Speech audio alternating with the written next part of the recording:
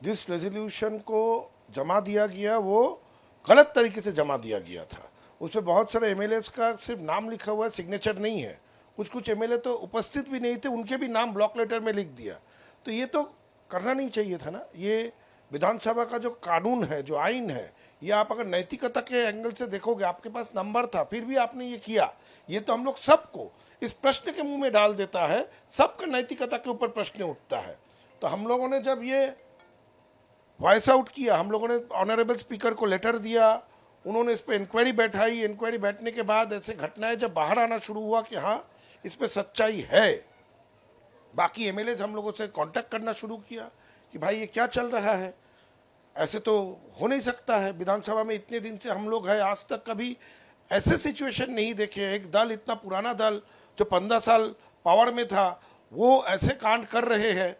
तो हम लोग आपस में डिस्कशन किए और करके हमें यही लगा कि अगर विधानसभा में हम लोग को परफॉर्म करना है, अपने कॉन्स्टिट्यूंसी में काम करना है, तो हमें एक ग्रुप बनाना चाहिए और ये ग्रुप ही प्रिंसिपल ऑपोजिशन होना चाहिए।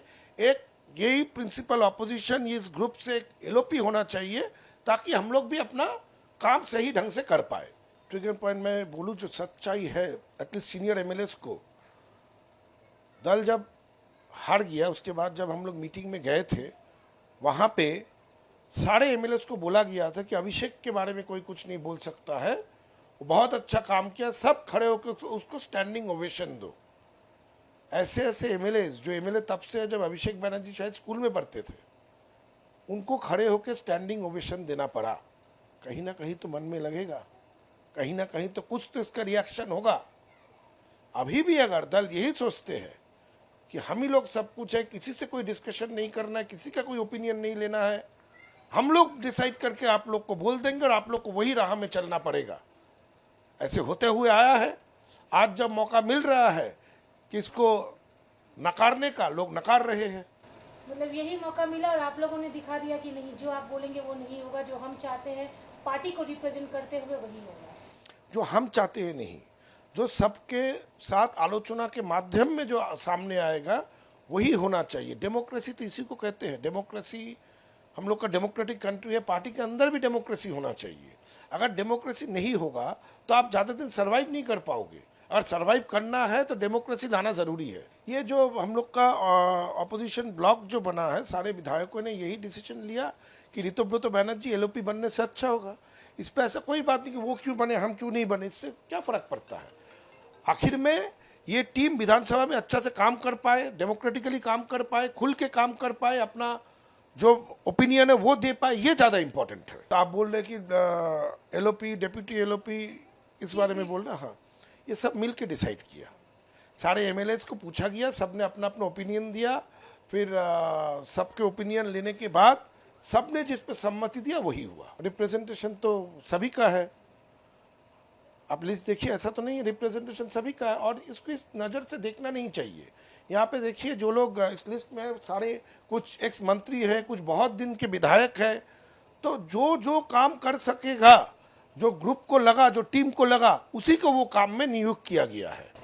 एक चीज और देखा गया है कि ममता के टीम में पूरे रिबेल बागी होकर कर रहे, उन्होंने सबने कहा कि हमारी तो अपॉइंटमेंट्स ही नहीं होती थी अभिषेक के साथ में। क्या कभी सोचा गया था आप लोगों को? 5-5 घंटे, 6-6 घंटे सुनने के बाद तो ताज्जुब हो गया। एक एक सीनियर एमएलए, मिनिस्टर्स बोल रहे 5-5, 6-6 घंटे उसके घर के नीचे बैठना पड़ता था और 5 घंटे बाद आके बोला जाता था आज मिल नहीं सकते हैं। ये अपमान दिल में बैठा, दबा के रख दिया था। आज हम लोग तो ट्रिगर है, हम लोग बोलेंगे सब आ जाएगा, ऐसा तो होगा नहीं। हम लोग इतने बड़े भी लीडर्स नहीं है, हम लोग सिर्फ ट्रिगर है। मन में लोगों का दुख था, वो दुख का ये इसी तरीके से उसका आउटबर्स्ट हुआ है।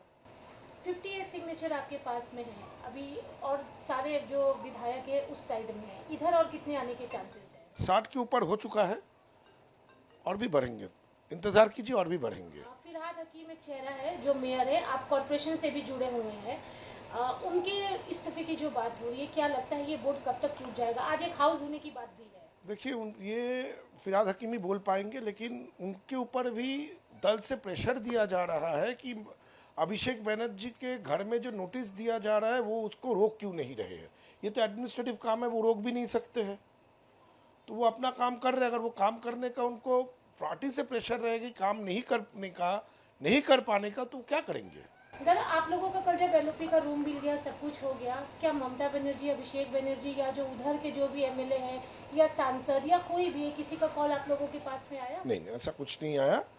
कोई एमएलए हमसे कांटेक्ट नहीं किया, या फिर ममता बनर्जी या अभिषेक बनर्जी ने भी हमसे कोई कांटेक्ट नहीं किया। कुछ एमएलए तो कल नवान्नों के एडमिन मीटिंग में भी गए थे, वहाँ कोई बात हुई? एडमिनिस्ट्रेटिव मीटिंग में तो जाना चाहिए, यही तो कल्चर होना चाहिए कि एडमिनिस्ट्रेटिव मीटिंग बुलाएंगे सरकार, उसमें ऑनरेबल सीएम रहेंगे, एमएलएस रहेंगे, क्या क्या स्कीम आने वाले हैं उसको लेकर डिस्कशन होगा, वो कैसे इम्प्लीमेंट होगा ये बात बताई जाएगी। ये तो हेल्दी है कि सरकार और विरोधी मिल के राज्य का उन्नयन करेंगे, यही सब चाहते हैं और वही कल्चर के तरफ बंगाल जा रहा है। ये तो हेल्दी कल्चर है, तो हमको लगता है सबको इसको समर्थन करेगा। आप जिस कल्चर की बात कर रहे हैं, अब आप उसी ऑपोजिशन में बैठे हैं, तो आप लोगों की रणनीति क्या होगी? 18 तारीख से असेंबली शुरू होने वाला है। जहाँ पे विरोध करने का वहाँ पे पुरजोर विरोध करेंगे, हाउस के अंदर विरोध करेंगे, बाहर विरोध करेंगे, लेकिन गठनमूलक विरोधिता करेंगे, विरोधिता करने के लिए विरोधिता नहीं। ऐसा तो नहीं होगा कि सरकार पक्ष बोलती रहे और आप लोग वॉकआउट करते जाइए? वो तो आप 18 तारीख से जब शुरू होगा आप लोग देखिएगा। वॉकआउट करने का तो सवाल, वॉकआउट करके तो आप कहीं ना कहीं मदद दे देते हैं।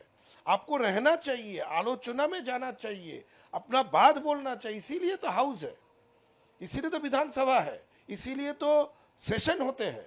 उसे वॉकआउट करने से आपको क्या फायदा मिलेगा? वॉकआउट कल्चर में ये जो परिषदीय दल है ये वॉकआउट कल्चर फॉलो नहीं करेगा, ये अपने हक के लिए लड़ेगा।